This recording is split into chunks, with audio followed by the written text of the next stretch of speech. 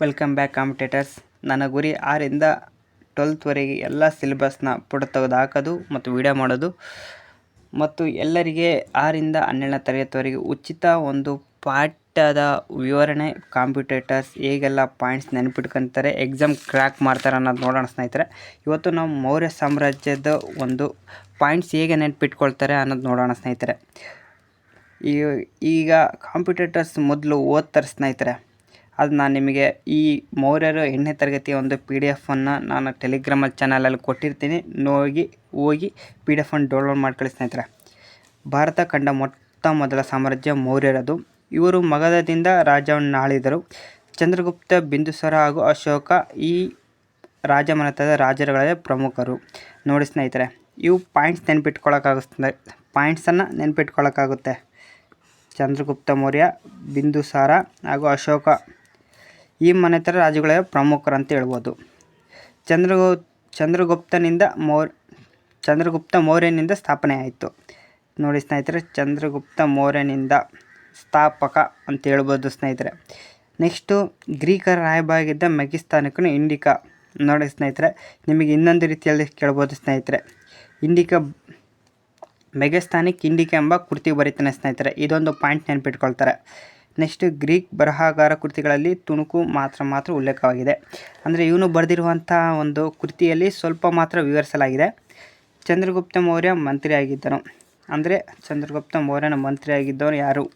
ಓಕೆನಾ, ಸರಿ. ವಿಷ್ಣುಗುಪ್ತ ಅಂತ ಹೇಳ್ಬೋದು ಸ್ನೇಹಿತರೆ. ಅಂದರೆ ಚಂದ್ರಗುಪ್ತನ ಒಂದು ಮಂತ್ರಿ ವಿಷ್ಣುಗುಪ್ತ. ಇವನು ಕೌಟಿಲ್ಯ. ನೋಡಿ ಸ್ನೇಹಿತರೆ, ಕೌಟಿಲ್ಯ. ನಿಮಗೆ ಇನ್ನೊಂದು ಪ್ರಶ್ನೆ ಕೇಳ್ಬೋದು, ವಿಷ್ಣುಗುಪ್ತ ಅಂದರೆ ಯಾರು?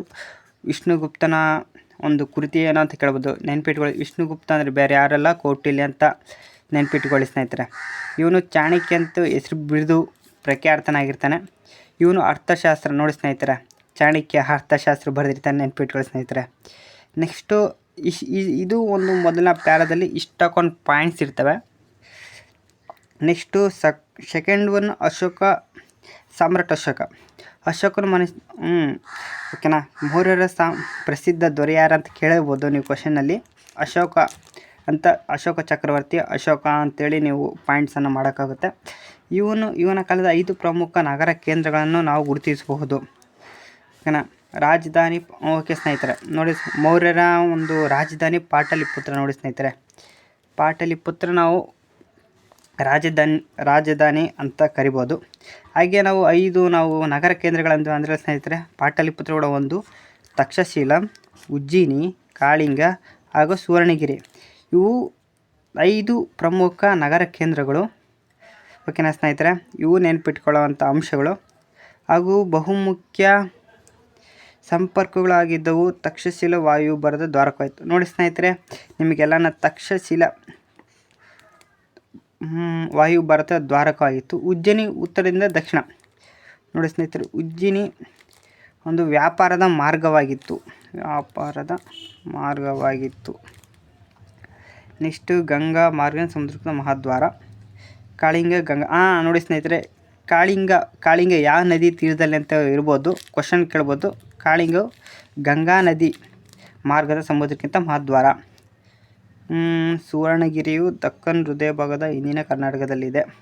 ಸುವರ್ಣಗಿರಿಯಲ್ಲಿದೆ, ಕರ್ನಾಟಕದ ದಕ್ಕನ್ ಹೃದಯ ಭಾಗ ಅಂತಲೂ ಕೇಳ್ಬೋದು ಸ್ನೇಹಿತರೆ. ನೆನ್ಪಿಟ್ಕೊಳ್ಳಿ, ಹೃದಯ ಭಾಗ ಅಂತ. ಈ ಪ್ರದೇಶ ಅಲ್ವಾ ವ್ಯಾಪಾರಗಳಾಗಿದ್ದು ಪರಸ್ಪರ ಸಂಪರ್ಕದಲ್ಲಿದ್ದಾವೆ. ನೋಡಿ ಸ್ನೇಹಿತರೆ, ಇಷ್ಟು ಪಾಯಿಂಟ್ಸನ್ನು ನಾವು ನೆನ್ಪಿಟ್ಕೊಳ್ಳೋಕ್ಕಾಗುತ್ತೆ. ಸೆಕೆಂಡು ಒನ್ನು ನೋಡಿ ಸ್ನೇಹಿತರೆ, ಇದು ಅಶೋಕನ ಒಂದು ಸಾಮ್ರಾಜ್ಯ ಒಂದು ಮ್ಯಾಪ್ ಆಗಿರುತ್ತೆ. ಇದರಲ್ಲಿ ಕಾಬನ್, ತಕ್ಷಶಿಲ, ಕಂದಲ್, ಪಂಜಾಬ್, ಇಂದ್ರಪ್ರಸ್ಥ, ಮಧುರಾ, ಕಪಿಲವಸ್ತು, ಶ್ರಾವಸ್ತಿ, ಪ್ರಯಾಗ ಮುಂತಾದ ಒಂದು ಅಶೋಕನು ಒಂದು ಗೆದ್ದಿರುತ್ತಾನೆ. ಕಾಳಿಂಗ ಯುದ್ಧದ ನಂತರ ಅವನ ಸಾಮ್ರಾಜ್ಯ ವಿಸ್ತರಣೆ ಈ ರೀತಿ ಇರುತ್ತೆ ಮ್ಯಾಪ್ ಭೂಪಟದಲ್ಲಿ. ನೆಕ್ಸ್ಟ್ ಬಂದರೆ ನಾವು ಕಾಳಿಂಗ ಯುದ್ಧ ಸ್ನೇಹಿತರೆ.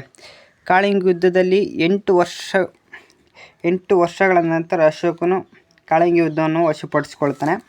ಎಷ್ಟು ವರ್ಷಗಳು ಸ್ನೇಹಿತರೆ? 8 ವರ್ಷಗಳು. ನೆನ್ಪಿಟ್ಕೊಳ್ಳಿ ಸ್ನೇಹಿತರೆ. ಈ ಯುದ್ಧದಲ್ಲಿ ಸುಮಾರು 1,50,000 ಸೈನಿಕರು. ನೋಡಿ ಸ್ನೇಹಿತರೆ, ಎಷ್ಟು ಮಂದಿ ಸರಿಯಾಗ್ತಾರೆ ಅಂತ ಅವರು ಕೂಡ ಕೊಟ್ಟಿದ್ದಾರೆ. 1,50,000 ಸೈನಿಕರು ಸರಿಯಾಗ್ತಾರೆ. 1,00,000ದಷ್ಟು ಜನರು ಯುದ್ಧದಲ್ಲಿ.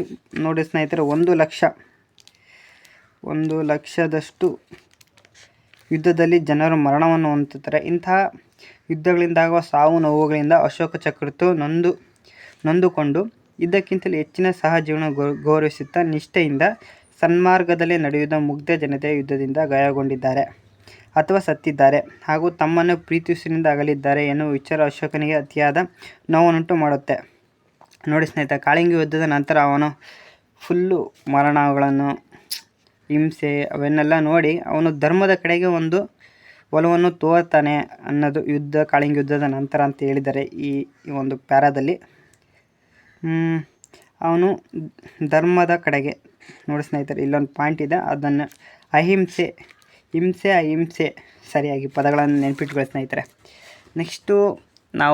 ನೆಕ್ಸ್ಟು ಪ್ಯಾರಾದ ನೋಡಿದರೆ, ಅಶೋಕನು ತನ್ನ ವಿಶಾಲವಾದ ಸಾಮ್ರಾಜ್ಯ ವಿವಿಧ ಪ್ರಾಂತ್ಯಗಳಲ್ಲಿ ವಿಂಗಡಿಸಿ ಆಳ್ವಿಕೆ ನಡೆಸ್ತಾನೆ ಸ್ನೇಹಿತರೆ. ಕಾಳಿಂಗ ಯುದ್ಧದ ನಂತರ ರಾಜನೀತಿಗಳಲ್ಲಿ ಉಲ್ಲೇಖಿಸಲಾಗಿದೆ. ಇವು ನಮಗೆ ದೊರೆತಿರುವಂಥ ಮೊಟ್ಟ ಮೊದಲ ಶಾಸನಗಳಾಗಿವೆ. ಇವು ದೇವನಾಂಪ್ರಿಯ ಪ್ರಿಯದರ್ಶಿ. ನೋಡಿ ಸ್ನೇಹಿತರೆ, ಇದರಲ್ಲಿ ಕೂಡ ಮೊಟ್ಟ ಮೊದಲ ಶಾಸನಗಳಲ್ಲಿ ದೇವನಾಂಪ್ರಿಯ ಪ್ರಿಯದರ್ಶಿ ನೆನಪಿಟ್ಕೊಳ್ಳಿ ಸ್ನೇಹಿತರೆ. ಇವು ಕಾಂಪಿಟೇಟಿವ್ ಎಕ್ಸಾಮಲ್ಲಿ ಬಹಳ ಮುಖ್ಯ. ಪ್ರಿಯದರ್ಶಿ ಇವು ಅಶೋಕನ ಒಂದು ಬಿರುದುಗಳಾಗಿರ್ತವೆ ಸ್ನೇಹಿತರೆ, ನೆನಪಿಟ್ಕೊಳ್ಳಿ. ನಂತರ ಅಶೋಕನು ಮಹಾರಾಜ ಕಾಳಿಂಗ ಯುದ್ಧದ ನಂತರ ಪ್ರಾಣಹಾನಿಯಿಂದ ಬದಲಾದ ಬುದ್ಧನು ಬೋಧಿಸಿದ ದಯೆ ಇವನನ್ನು ಕಾಳಿಂಗ ಯುದ್ಧದ ನಂತರ ಅವನು ದಯೆ ಅಂದರೆ ಬುದ್ಧನ ಒಂದು ವಿಚಾರಗಳನ್ನು